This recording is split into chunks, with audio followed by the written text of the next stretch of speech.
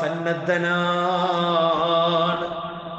റസൂലുള്ളാഹിനെ മഹബ്ബത്ത് വെക്കുന്നവളാണോ അന്യപുരുഷന്റെ മുന്നിൽ മുഖം കൊടുക്കില്ല.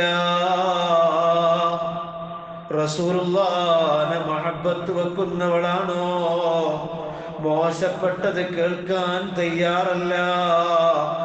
മന്യപുരുഷന് കോൾ ചെയ്യാൻ തയ്യാറല്ല. അലക്ഷ്യമായി പരസ്യമായി പൊതുജനങ്ങളുടെ ഇടയിലേക്ക് ഒരു ലജ്ജയുമില്ലാതെ നിർലജ്ജയായി ഇറങ്ങിത്തിരിക്കാൻ തയ്യാറാവില്ല. റസൂലുള്ളാഹിനെ മഹബ്ബത്ത് വെച്ച ഒരു പെണ്ണിനോ ഒരു പുരുഷനോ ഹറാമിനെ പ്രമോട്ട് ചെയ്യാൻ കഴിയില്ല. അങ്ങനത്തെ കൽബ് നമ്മുടെ കൽബിലുണ്ടോ, നമ്മുടെ മനശരീരത്തിലുണ്ടോ?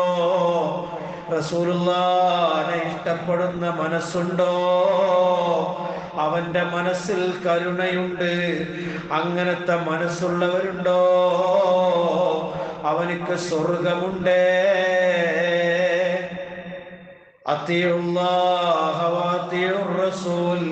അള്ളാഹുവിനെ വഴിപ്പെടണം, അവന്റെ റസൂലിനെയും വഴിപ്പെടണം. റസൂലുള്ളാഹി തങ്ങളാണ് നമുക്ക് അള്ളാഹിനെ പറഞ്ഞു തന്നത്. ആദ്യം റസൂലുള്ളാഹിനെ പഠിക്കുമ്പോഴാണ് അള്ളാഹുവിനെ മനസ്സിലാകുന്നത്. റസൂലുള്ളാഹി ആരാണെന്ന് നമ്മൾ പഠിക്കേണ്ടതുണ്ട്. ആ റസൂലുള്ളാഹിനെ നമ്മളെ കൽബിൽ കൊണ്ടുവരാനാണ് നമ്മൾ അഹോരാത്രം പരിശ്രമിക്കുന്നത്. അതിനാണ് ആഴ്ചകൾ തോറും ഈ പള്ളിയിൽ ഒരുമിച്ച് ഓടുന്നത്. അതിനാണ് ബുർദ ചൊല്ലുന്നത്. അതിനാണ് സ്വലാത്ത് ഹൽക്കയിൽ വന്നിരിക്കുന്നത്. അതിനാണ് സ്വലാത്തിന്റെ ഗ്രൂപ്പുകൾ നമ്മൾ ക്രിയേറ്റ് ചെയ്യുന്നത്. അല്ലാഹുവേ, നീ സ്വീകരിക്കണേ അല്ലാ. മദീനയിലെ മന്ദമാരുതൻ ഞങ്ങളുടെ ഹൃദയത്തിലേക്ക് അടിച്ചു വീശുന്ന സമയം ഞങ്ങളെ വിജയിയാണ് റബ്ബേ. ഞങ്ങളെ കൽബിലേക്ക് എന്നാണ് മദീന തൊട്ടുണർത്തിയ, മദീനയിൽ നിന്ന് മദീന വഴി സഞ്ചരിച്ചു വന്ന കാറ്റ് ഞങ്ങളെ ഹൃദയം തൊടുന്നത് എന്നാ? ഞങ്ങൾക്ക് മദീനയിലൊന്ന് എത്തേണ്ടതുണ്ട്. റസൂലുള്ളാഹിനെ കാണേണ്ടതുണ്ട്. അല്ലാഹുവിന്റെ ഹബീബിന്റെ ഹുജ്റത്തു ശരീഫയിൽ ചെന്ന് അസ്സലാത്തു വസ്സലാമു അലൈക യാ റസൂലല്ലാഹ് എന്ന് കണ്ടമിടറി വിളിക്കാൻ ഞങ്ങൾക്ക് നീ തൗഫീഖ് നൽകണേ അല്ലാഹ്.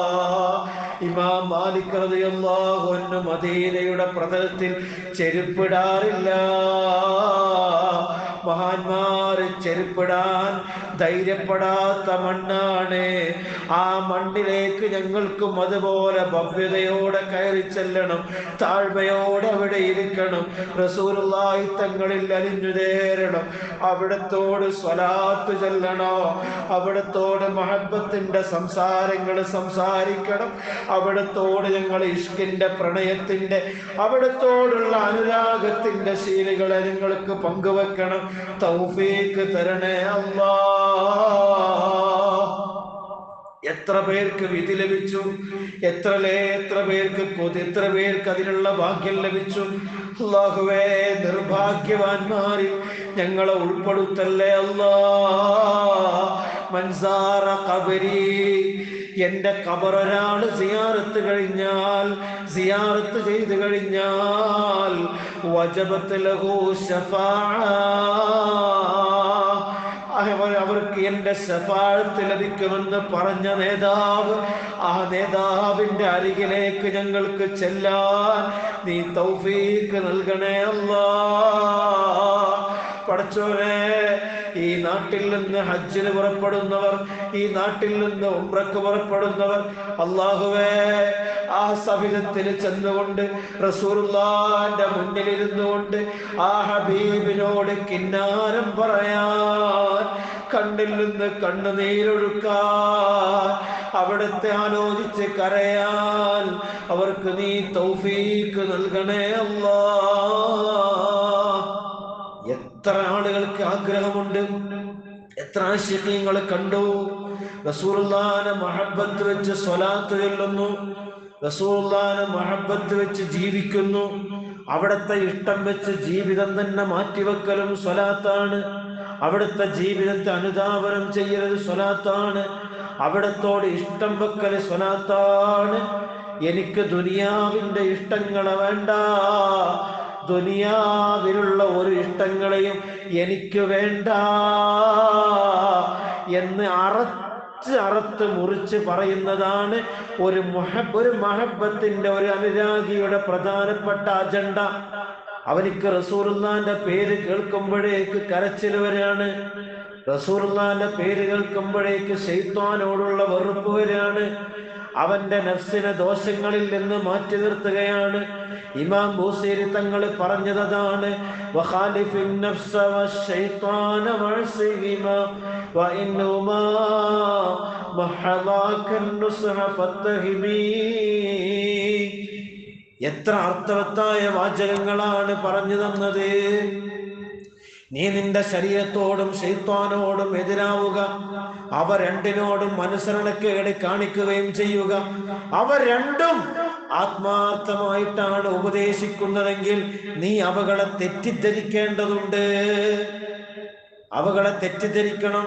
എത്ര ആത്മാർത്ഥമായിട്ടാണ് നഫ്സ് നമ്മളോട് പറയുന്നതെങ്കിലും, എത്ര ആത്മാർത്ഥമായിട്ടാണ് ശൈത്താൻ നമ്മളോട് ഉപദേശിക്കുന്നതെങ്കിലും, നീ അതിനെ സൂക്ഷിക്കണമെന്ന്, തെറ്റിദ്ധരിക്കണമെന്നും മഹാനായ ഇമാം ബൂസീരി റളിയല്ലാഹു അൻഹു നമ്മോട് പറഞ്ഞു തരാണ്.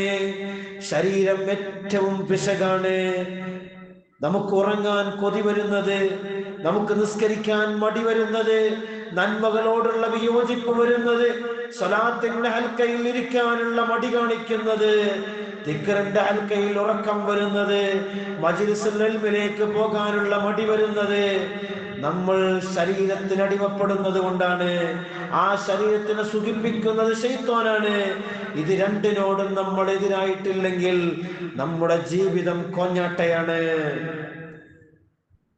നമ്മൾ സൂക്ഷിക്കേണ്ടതുണ്ട് ഉമ്മമാരെ. ആദ്യമായി എൻ്റെ നഫ്സിനോട് തന്നെയാണ് ഞാൻ പറയുന്നത്. ഒരു തിന്മയുടെ വഴിയിൽ നമ്മളെ കൊണ്ടുപോകാൻ പിശാച് 99 നന്മകളുടെ വാതിലുകൾ നമുക്ക് മുന്നിൽ തുറന്നിടുമെന്ന് മഹാരഥന്മാർ പറഞ്ഞു തന്നിട്ടുണ്ട്. നമ്മുടെ ഈമാൻ സുരക്ഷിതമാകേണ്ടതുണ്ട്. ഈമാൻ സുരക്ഷിതമാകണം. ആ ഈമാൻ എപ്പോഴും നിസ്കാരത്തിൽ നമ്മൾ പറയുന്നത് എന്താണ്? ഇഹ്ദിനസ് സിറാത്തൽ മുസ്തഖീം. റബ്ബേ, നീ എന്നെ നേരായ മാർഗത്തിൽ തന്നെ ആക്കി തരണേ. അതുകൊണ്ടാണ് തസവൂഫിന്റെ മേഖലയിലേക്ക് കടക്കുന്ന സമയത്ത് വ്യക്തമായ ധാരണയോടുകൂടെ മാത്രമല്ലാതെ ഒരു ത്വരീഖത്തിന്റെ വഴികളും നമ്മൾ സ്വീകരിക്കാൻ പാടില്ല. വ്യക്തമായ ധാരണകൾ വേണം, വ്യക്തമായ അറിവ് വേണം, കടലോളം അറിവ് വേണം. ശരീഅത്തിനെ കുറിച്ച് പഠനം വരണം. ഹഖീഖത്ത് എന്താണെന്ന് പഠിക്കണം, ത്വരീഖത്ത് എന്താണെന്ന് പഠിക്കണം. അല്ലാണ്ട് എന്തെങ്കിലും ശൈഖന്മാരെ പേര് കേൾക്കുമ്പോഴേക്ക് ഓടിച്ചെന്ന് ദിക്റും വാങ്ങി അവർ പറയുന്ന വിറുതുകളും അവർ പറയുന്ന കൽപ്പനകളും സ്വീകരിച്ച് ജീവിച്ചു കഴിഞ്ഞാൽ നമ്മുടെ ജീവിതം അങ്ങ് പോയി. നമ്മൾ അവർക്ക് വഴിപ്പെട്ടു പോകും, ഈമാൻ ഇല്ലാണ്ടായി പോകും. എത്രയോ ആളുകൾ പല സിയാറത്തിന്റെ പേരും പറഞ്ഞ് ഓരോ ഉസ്താദുമാർ, ഓരോ ശൈഖന്മാരെ വേക്കിലങ്ങ് പോകും. അവർക്ക് നിസ്കാരം നിർബന്ധമല്ല എന്ന് പറയുന്നത് വരെ അവർ വേക്കിൽ കൂടും, നിസ്കാരത്തെ നിഷേധിക്കും. റമളാൻ നോമ്പിന്റെ പച്ച പകലിൽ ഭക്ഷണം കഴിക്കാൻ പ്രേരിപ്പിക്കും, ശരീഅത്തിനെ പരസ്യമായി വ്യഭിചരിക്കും. നമ്മൾ അത്തരത്തിലുള്ള ഒരു ത്വരീഖത്തിന്റെ ഹൽക്കകളിലേക്കും സ്വലാത്തിന്റെ മജ്ലിസുകളിലേക്കും നമ്മൾ പോകേണ്ടതില്ല. നമുക്ക് നന്മകളുടെ 99 വഴികൾ തുറന്നു വെച്ചിട്ടുണ്ടെങ്കിൽ അതിൽ പിന്നെ ഒരു വഴി കാണുന്നത് തിന്മയുടെ വഴിയിലേക്ക് നമ്മളെ തുറന്നു വെക്കാനുള്ള വഴിയായിരിക്കും. പൂർണ്ണമായ ബോധ്യത്തോടുകൂടെ, പൂർണ്ണമായി പഠിച്ചതിന്റെ ശേഷമല്ലാതെ അത്തരം സംഗതികളിൽ ഇടപെടാനേ പാടില്ല. അറിവില്ലെങ്കിൽ അറിവുള്ളവരോട് ചോദിച്ച് മനസ്സിലാക്കണം. അറിവുള്ളവർ പറയുന്നത് അതിനെ അച്ചട്ടം നമ്മൾ ജീവിതത്തിൽ പുലർത്തിക്കൊള്ളണം. അറിവുള്ളവരെ നമ്മൾ ഒരിക്കലും നിരാകരിക്കരുത്. അവർ വ്യക്തമായി പഠിച്ച് ഒരു ധാരണയിൽ പറഞ്ഞു തരുന്ന വിഷയങ്ങളെ അറിവില്ലാത്ത നമ്മൾ അതിനെ ഉൾക്കൊള്ളുകയാണ് വേണ്ടത്. ശൈത്താൻ എന്താ അറിവില്ലാത്തത് കൊണ്ടാണ്. അവനെ പോലെ അറിവുള്ള ആരുള്ളത്? എത്ര കാലം മലായിക്കത്തിന് ദർശനം നടത്തി. ഒരു കിബിർ അവന്റെ മനസ്സിൽ, കിബിറിന്റെ കണിക മനസ്സിൽ വന്നപ്പോഴേക്ക് അള്ളാഹു തലാട്ടി ഓടിച്ചു കളഞ്ഞു.